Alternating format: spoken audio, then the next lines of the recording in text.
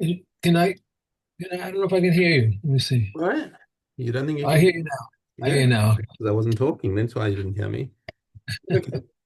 Okay. Beitza. Wait, so here we go. We have Hey Dalit. If one borrows a utensil from his friend before Yom Tov, it is if his of the fee of the borrower on Yom Tov as the fee of the lender. If a woman borrowed from her friend spices and water and salt for her dough, there is fee for both. Rabbi Yehuda exempts the water because there is nothing substantial in it. A live coal is the feet of the odor, but a flame everywhere. A live coal of temple property is subject to Me'ilah, and a flame may not be used. That one does not commit sacrilege. One who takes out a live coal into the public domain is liable, but a flame is exempt. The well of an individual is the feet of the individual, and of the people of the city of the feet of the people of the city, and of those who ascended from Babel as the feet of the city who one who draws. If one had produced in another city, had produce in another city, and the people of that city made an error for him to bring his produce, they may not bring it to him. But if he made an error, his produce is as himself. Okay. Hey, All right. Mishe Zimen Etzlo Orchim. Guy invited guests to come and have a Suda by him on Yom Tov. And now he's got leftover, and he says, "Listen, guys, take some food home because this is, it's just me and my wife over here, and we're just going to have leftovers for the rest of the week, and we're not going to be able to eat it. So take some home." Well, no. Lo yolechu biyadam manos elim ken zikalahem manosehim me'erev Yom Tov. So this is obviously if they're all in the same town, then this isn't a shayla. We're talking about where the guests made an eruv in order to be able to come and visit him. They're from a neighboring yeshuv, and then they put an eruv in the middle so that they could come and so that they could come and visit him, and that allows them to bridge between their house and his house. But he didn't make an eruv. So therefore, they cannot take the food home with them because this food started out Yom Tov in his possession, so they can't take him home unless what he does is before Yom Tov he already gets somebody to make a kinyan on the food on their behalf and say this food is going to belong to the people who are coming to visit me. Ein mashkin v'shochtin es hamidbarios. Now, complete context switch over here. But I suppose not a complete context switch because we are talking about designating things before Yom Tov, and the assumption is that creatures, animals that are wild, that are sort of hanging out around the city, are not considered designated for Yom Tov, and therefore you cannot slaughter them, and by the same token, you cannot give them water because, by the way, water is it's that's one of the recommendations that they have for being able to skin the animal easily is give it a lot of water to drink before you shecht it. Okay, just in case you ever need a tip on how to skin an animal, make sure that right. you give it water Give a lot before of you. water. Yeah. Okay. Um, I'll tell my cats about that. yes, yes, that's right. Well, there are lots of ways to skin a cat. Oh, very good.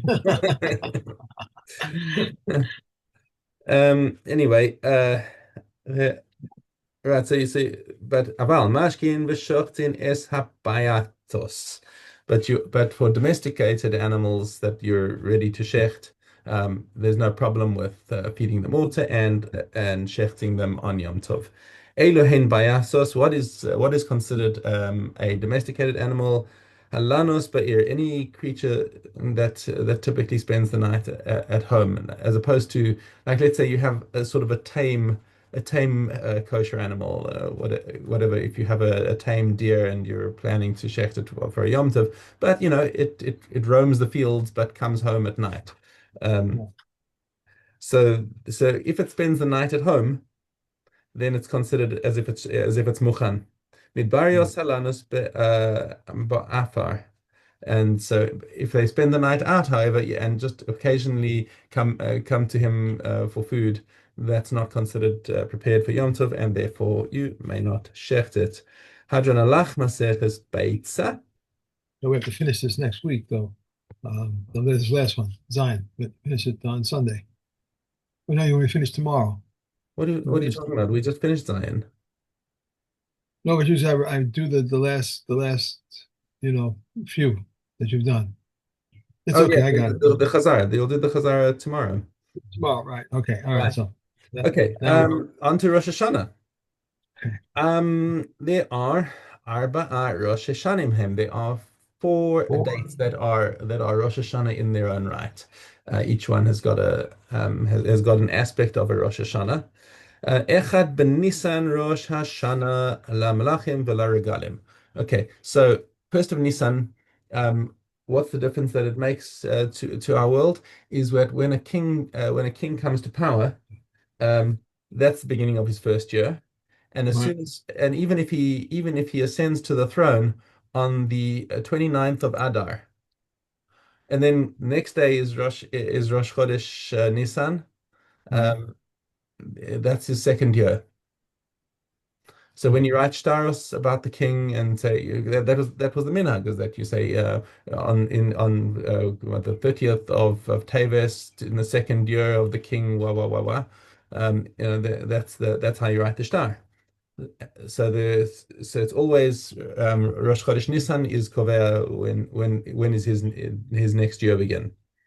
And as far as regalim are concerned, why does it matter that regalim come first? That the first regal is Pesach, is because when a person makes an adava, he promises to bring a some sort of gift to the temple.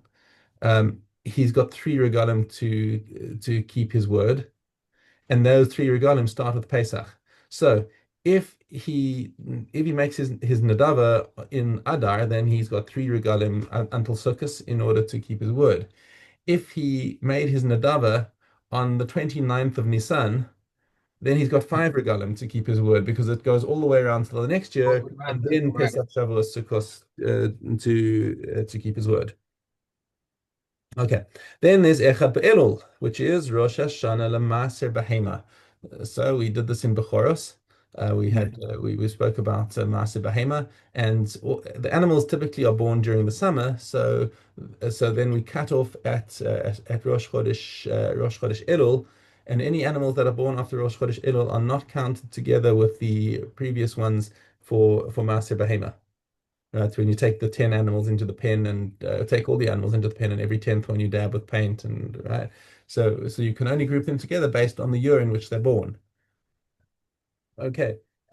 Next, Rabbi Elazar, Rabbi Shimon Omrim be'echad be'tishrei. They disagree about this echad be'ilul. They say no, that's also it's based on Rosh Hashanah, and the halach is not like them. Okay, then what is be'echad be'tishrei? Rosh Hashanah l'shanim l'shmitim v'leyovelos l'natzia v'leyarakos. So the big one is Rosh Chodesh Tishrei. Okay, that's the date that has the most nafkaminas for years in terms of so when we say years as opposed to shmitas and yovelos, because shmitas and yovelos are that's a different thing. So when the Mishnah says for shanim, um, there's an explanation in the Gemara that this is talking about the years of the non-Jewish kings in the world. Only the Jewish kings go according to Nisan, everyone else goes according to Tishrei. And that's most of the explanations of the Mishnah say that. Um, Anything else in here? Okay. So Shemitah and Yovel, so we do the count from Rosh Hashanah. Lenatia v'liyarakos, and when you're planting trees and counting how many years you need for what's it called, Orla, that's based on Rosh Hashanah. And so you'd have to have planted it, I think, 6 weeks before, uh, b- Right. 6 weeks before Rosh Hashanah in order to take root and be counted as having started in the year before Rosh Hashanah. Um, and vegetables, when you decide when you're picking vegetables and you want to know what year do they belong to in terms of whether you're giving Maaser Ani, Maaser Sheni, that's also based on Rosh Hashanah. Be'echad b'Shvat, Rosh Hashanah le'ilan. But tree fruits are judged according to B'Shvat. Well, actually, Beis Shammai says the first of Shvat. Beis Hillel omrim b'chamisha sabo. Okay, and what's the difference over here? This is any fruits that when the fruit starts to thicken, it turns from a flower and then the flower is fertilized and it starts to thicken to when it starts forming the fruit. That's called chanata, and the time when chanata happens determines what year this fruit belongs to. Okay. Um, and if that happens before Tu B'Shvat, then it's from the previous year. And if it happens after Tu B'Shvat, then it's from the following year. And for the life of me, I do not know any fruit that makes any difference with because I don't know of any fruit in the northern hemisphere at least. I don't know of any fruit that does chanata between Rosh Hashanah and Tu B'Shvat because your citrus fruits already started to they already flowered in the summer and started forming the fruit before Rosh Hashanah. Your summer fruits uh, are very fast ripening. Um, so your citrus fruits take a long time, but they ripen in the winter. Your summer fruits happen at the beginning. The flowers happen at the beginning of spring, and the fruits are formed before um, uh, before Rosh Hashanah for sure.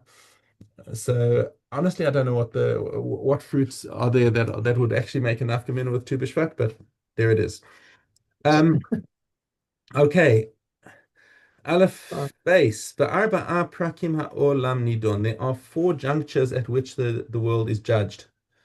Pesach al Hatvua. So when we're davening on Pesach, one of the things that we have in mind is that the grain produce should be good. This is the time, right? Pesach is the time when we've planted everything, and we know by the Korban Omer that things that have taken root before Pesach are covered by the Korban Omer and they're permitted to be eaten that year. And if not, then it's for the next year. So we know that Pesach is linked to the sowing.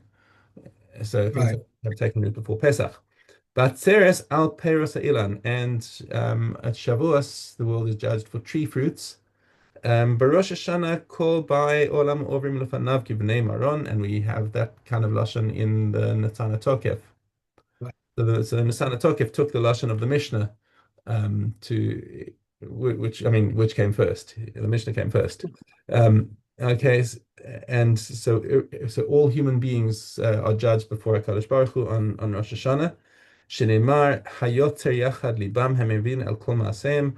Um, this from Tehillim gives a hint of what HaKadosh Baruch Hu does, but it doesn't say when he does it. So we just have a Masorah that Rosh Hashanah is the time when all this happens, and there's no pasuk that tells us that Rosh Hashanah is the time when Hashem judges the world. This is something that is purely the Masorah of Chazal that Rosh Hashanah is the Yom Adin, right? It makes Um, sense. It makes sense. hmm? It makes sense. Makes sense why? It's a Rosh Hashanah. When Rosh Hashanah is, what it means. Rosh Hashanah, all that Rosh Hashanah is in the Torah is a day when you blow the shofar, and you have a Yom Tov, and you have Sudas, and that's just like all the halachas of Yom Tov apply. Samachta b'chagecha, and that's all that we know about Rosh Hashanah from the Torah, right? You got to blow the shofar.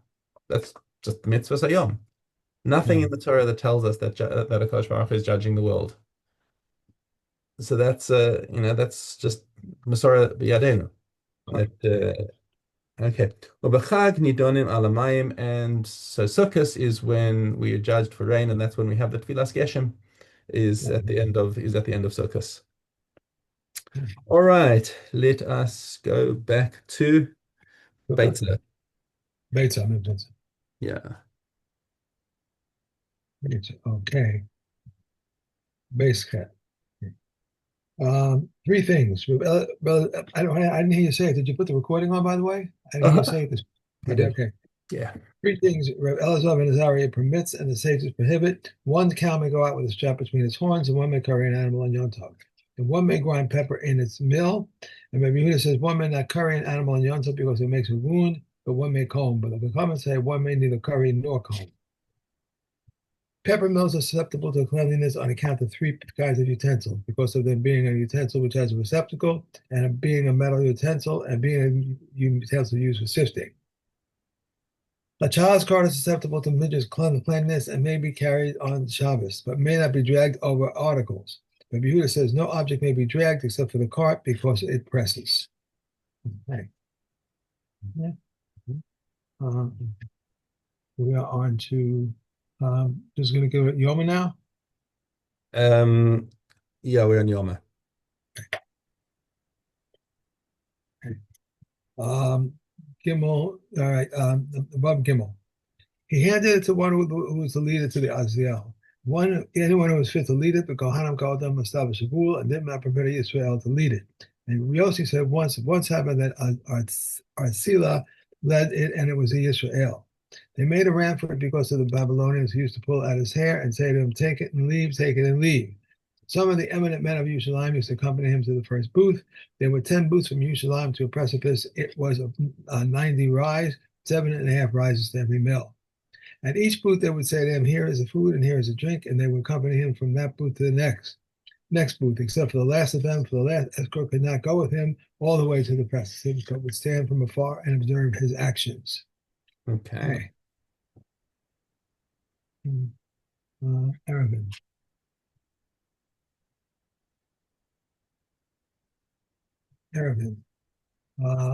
Olive Tess. They may surround the camp with 3 ropes, one above the other, provided that there are not 3 fists between one rope and another. The thickness of the ropes is more than a fist in order that the total should be 10 fists. They may surround the camp with pickets, provided that the space between one picket and the other is not 3 fists. He spoke of a caravan. These are the words of Rabbi Yehuda, but the comments say they spoke of a caravan only because it is common. Any partition not consisting of a warp and a weft is not considered a partition. These are the words of Rabbi Yossi ben Yehuda, but the sages say either of the two. 4 obligations were waived in a camp. They may bring wood from anywhere. They may are exempt from washing hands, from divine, and from making an error. And they may erect slats around wells, 4 double posts, which seem like 8. These are the words of Rabbi Yehuda. Rameya says 8, which seem like 12, 4 double posts and 4 single ones. The height is 10 fists, their width is 6, and the thickness is any size whatsoever. And between them is the equivalent of 2 teams of 3 oxen. Each of these are the words of Rameya. Rabbi Yehuda says 4 each. Tie but not loose, one enters and one exits. That's it. Okay. So and one exit, and their thickness any size whatsoever, and between them is the equivalent of 2 teams of 3 oxen. Each these are the words of Rameya, and Rabbi Yehuda says 4. Okay. And we are on to, we still have Caleb at the end. Okay. They are. They are Peah. Okay. Hay base. An ear in the harvest whose top reaches the standing corn. If it is reaped with standing ears, it belongs to the owner, and if not, it belongs to the poor. If an ear of leket became mixed up in the heap, it takes Misa from one cart and gives it to him. But Eliezer said, "How can this poor person exchange something which he has not come into possession? Rather, he transfers to the poor person ownership of the entire heap and takes Misa from one ear and gives it to him." One may not roll with the tofech. Also, a sovereign zumea and a paycheck to remit because it is possible. If a householder was traveling from one place to another and was in need of taking legates, shikukah, pay, and ma'aseh ani, he may take, and when he returns home, he must pay. So says Rabbi Eliezer. But the comments say he was a poor person at that time. And we have Kinam. Okay. Gimel Vav. If a woman said, "It is hereby incumbent upon me to bring a pair of birds as donated olas when I gave birth to a boy. If you gave birth to a boy, she must bring 2 pairs of bird offerings, 1 pair for her vow and 1 for the obligation. If she gave them to a Kohen, and the Kohen is supposed to offer 3 birds above the red line and 1 below it. If he did not do so, rather he offered 2 of these birds above and 2 of them below without acquiring, she must now bring 1 more bird which the Kohen should offer above the red line. This is the rule. If the 2 pairs were both of 1 species, if however they were of 2 species, she must now bring 2 additional birds. If she had specified the species of birds which were to fulfill her vow, she must now bring in other 3 birds as olos. This is the rule. If the original 2 pairs were both of 1 species, they were of 2 species. She must now bring 4 additional birds as olos. If she had fixed her vow, she must now bring another 5 birds. This is the rule if the original 2 pairs were both of 1 species. If there were 2 species, she must now bring another 6 birds. If she gave them to a Kohen, but is not known what species of bird she gave, and the Kohen went and offered them, but is not known exactly what he did with them, She must now bring another 4 birds to a vow, 2 more birds for the older of a childbirth obligation, and 1 more katos for a childbirth obligation. As Azai says, she must bring 2 katos. And Yeshua says this is not to what people have said regarding a ram. While he is alive, his voice is 1. While he's dead, his voice is 7. How is that his voice is 7 after he dies? His 2 horns can serve as 2 trumpets, his 2 thigh bones as 2 flutes, his hide for a drum, his stomach for the sound box of lyres, and his intestines are harp strings. And some say his wool too for service tekelis. From Shimon ben Akasiya says, elderly, unlearned men, as they continue to age, their minds get more confused, as they stated. He removes the speech of the capable and takes away the reasoning of the elderly. But elders of Torah are not like that. Rather, they continue to age, their minds become even more settled, as is said, in the age of wisdom, in length fit of days understanding. Hadran alach, Maseches Kelim, Hadran alach, Seder Kodshim. And give me a second because I forgot to bring up my my Kelim. I'll be back in 30 Okay, seconds. no problem.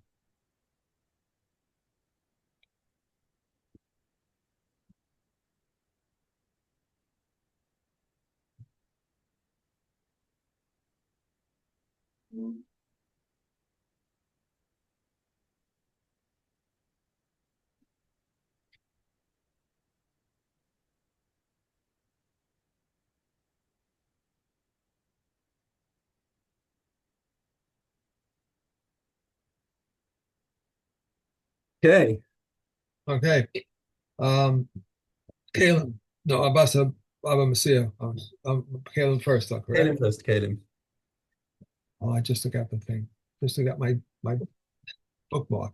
It was at the very end. The last two, the First last two, one. first two Mishnah First and one, first one, Kelim. first one. I think of the other thing. Okay. Um, there we go.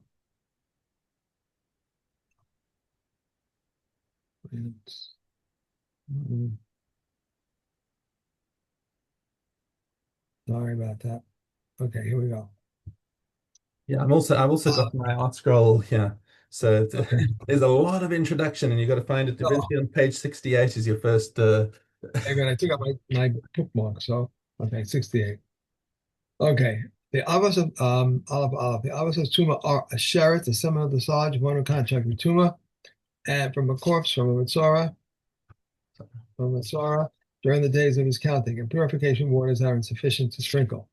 These render people in the utensils tame via contact in an earthenware vessel via airspace, but they do not render one tame being carried.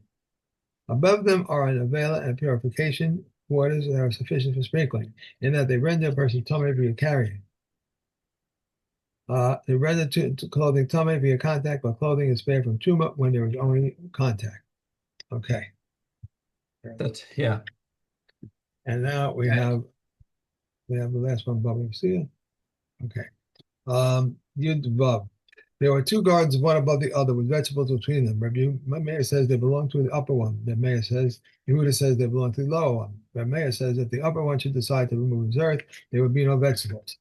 Said Rabbi Yehuda, if the lower one should decide to fill up his garden, there would be no vegetables. And Meir says, since both of them can stop one another, we should see from here from where these vegetables are staying themselves. Rabbi Shimon said, Rabbi Shimon, whatever the upper one can stretch out his hand and take in his, is the rain belongs to the lower one. Hadran alach, Maseches Bava Metzia. Baba, Batra. Aleph. Partners who agree to the partition of build a wall in the middle, where they are accustomed to build with untrimmed stones or used stones, or half bricks or bricks. They build all in accordance with the custom of the province for untrimmed stones. Each one provides 3 handbreadths for used stones.